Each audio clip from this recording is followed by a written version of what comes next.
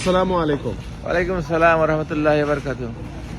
আচ্ছা, আমি আপনাকে একটা প্রশ্ন করতে চাই, সেটা হলো এই ইতালিতে থাকার ব্যাপারে আপনি কি বলবেন? মানে এটা তো মুসলিমদের জন্য কোনো বৈধ দেশ না, আপনার কাছে কি মনে হয়?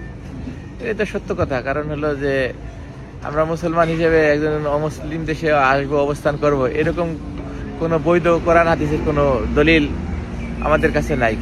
তার মানে আপনি বলতে চাচ্ছেন আসলে মুসলিমদের জন্য এই দেশ আসলে সঠিক না? কিভাবে সঠিক হয়? কিন্তু কিন্তু বাংলাদেশ থেকে তো অগণিত মানুষ যারা হচ্ছে ইউরোপের লাইফকে বেছে নিচ্ছে। যারা দুনিয়াকে পছন্দ করে তারা আসবে, সেটাতে তো অসুবিধা কিসের?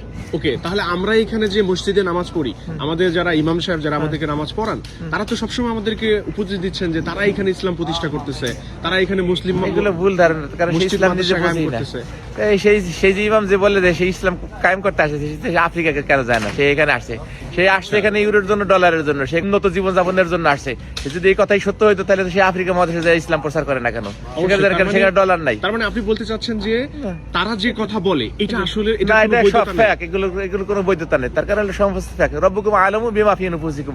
আল্লাহ মানুষের অন্তরের খবর জানে যে সে কি উদ্দেশ্যে ইতালিতে আসে।